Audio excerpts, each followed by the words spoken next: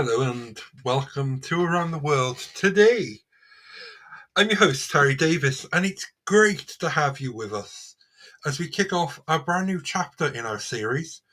Over the last 9 episodes, we've been all about transport, railway renationalisation, state owned airports, and the future of mobility. But today, we are shifting our gears for the next 5 episodes.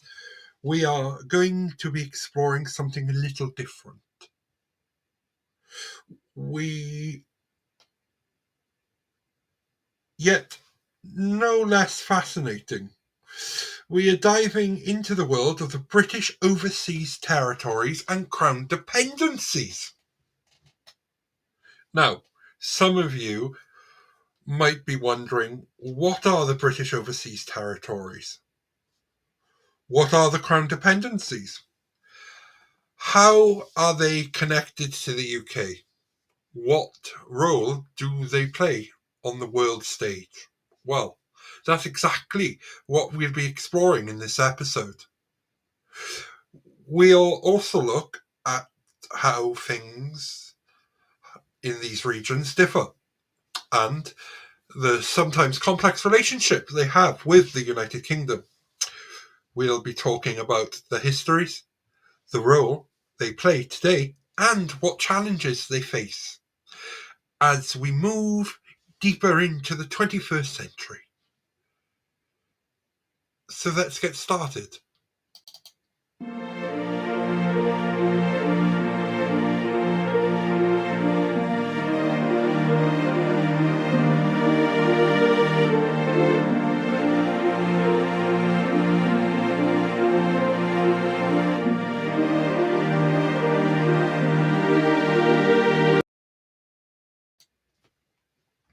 First, let's start with the basics. The British Overseas Territories, or often shortened to BOTSs, BOTS, are a collection of 14 territories spread across the globe. They are scattered in different parts of the world, from the sun-drenched Caribbean to the remote waters of the South Atlantic, and even the icy wilderness of the Atlantic and Antarctica, These territories remain under British sovereignty. God save the King! But they are not part of the United Kingdom itself. They have their own governments and constitutions, although the UK is responsible for their defence and international affairs.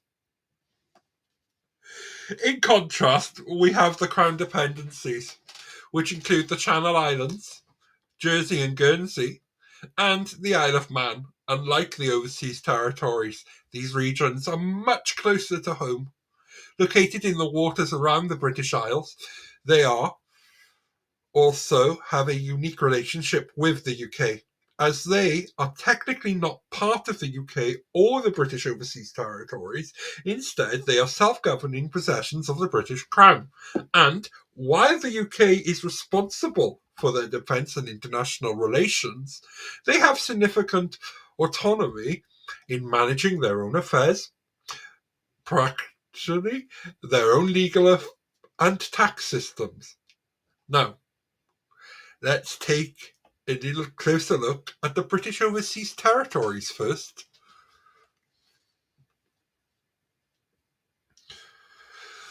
Ooh. The British Overseas Territories have a long history that's deeply intertwined with the era of British Empire. Many of these territories were established during Britain's period of exploration and empire building in the 16th and 17th centuries. And I'm sorry if I sound a bit aggressive when I'm doing that, but it just helps with this. Because, yeah. Many of these territories were studied. As the empire expanded, Britain set up colonies and military outposts across the world. Today, these territories range from well-known places like Bermuda, Gibraltar, and the Falkland Islands to smaller, remote isolations uh, and locations like the Pitcairn Islands, South Georgia, and the Sandwich Islands. But especially fascinating about these territories is their diversity. Some, like Bermuda, an economic powerhouse acting as global financial centres. Others, like the British Antarctic Territory, are scientific hubs where researchers study climate and biodiversity. And some, like the Falkland Islands, have been the focus of global tensions. Remember the Falklands War between the United Kingdom and Argentina in 1982? Even today, these territories play a key role in British foreign policy, military strategy, and environmental conservation.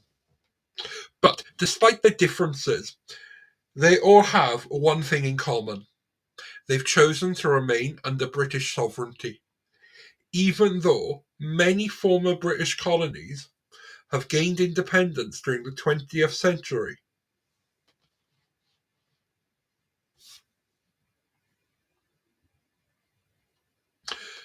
So, why are these territories important today? Well, they're important.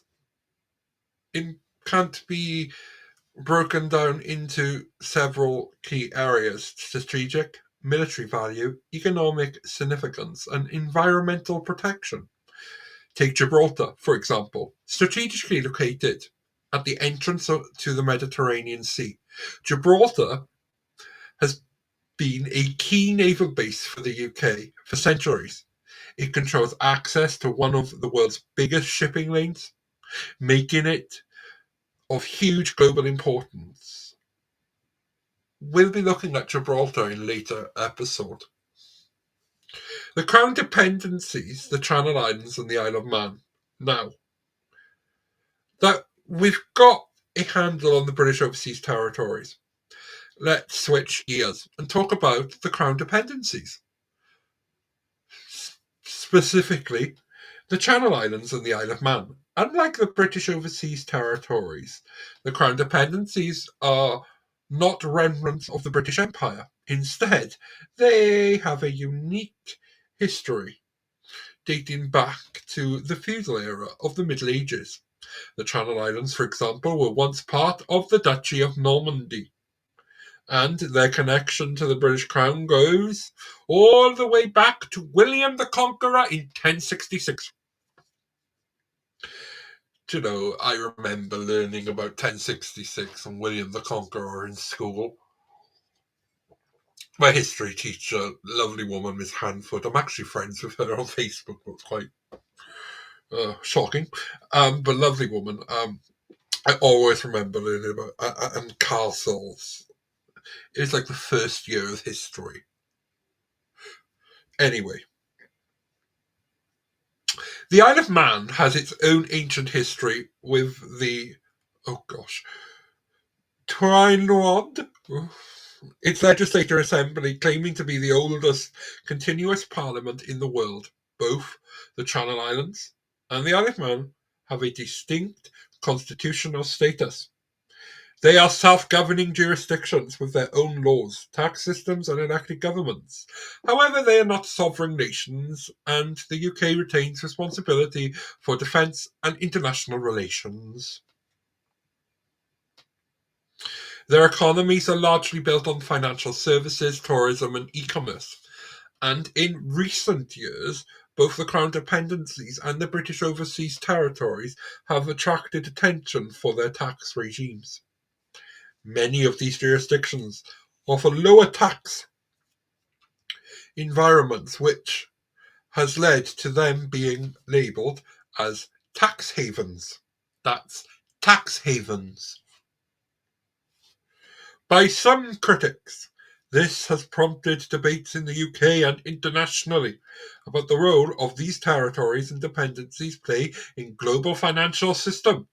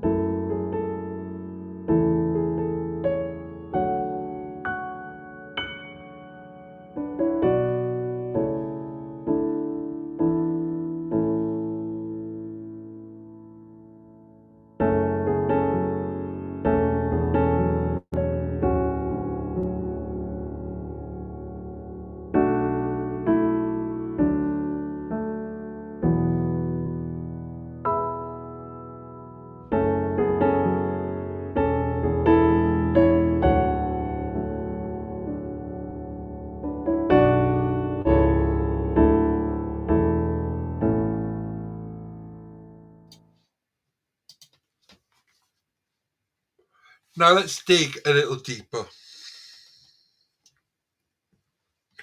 into the relationships between these territories and dependencies and the UK.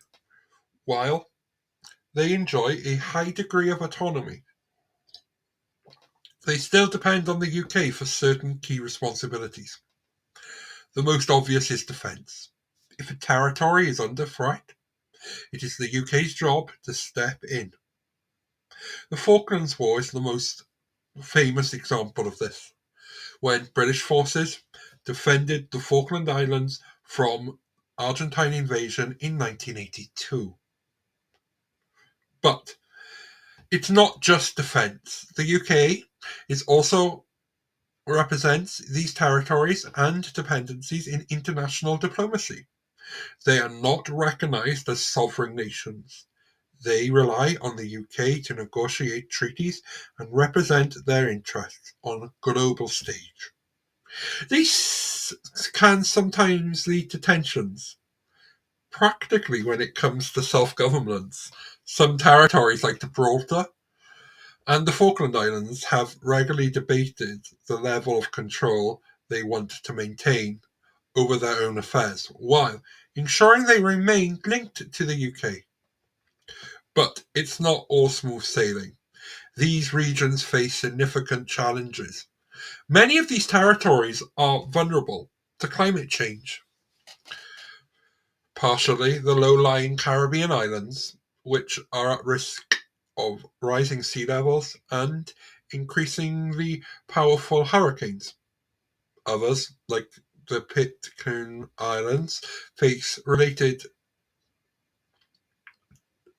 challenges to population decline and economic isolation, the future relationship, and new opportunities. As we move deeper into the 21st century, the British overseas territories and current dependencies remain as an evolving story.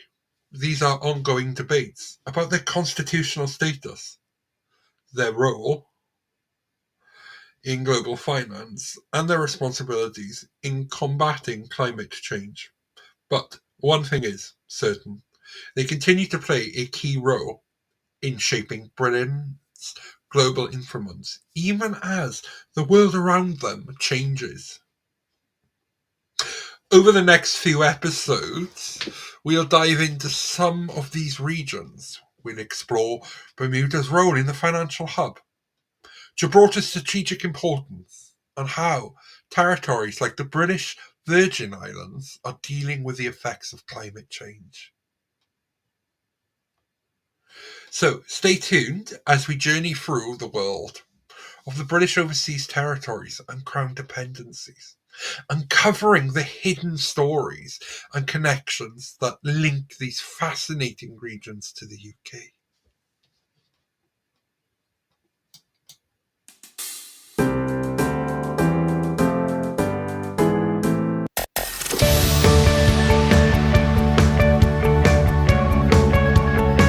This week's episode has come to an end, but the fun doesn't have to stop here. If you have any questions, suggestions, or feedback, head over right now to Twitter and Facebook and like, share, and get involved. Join us next time.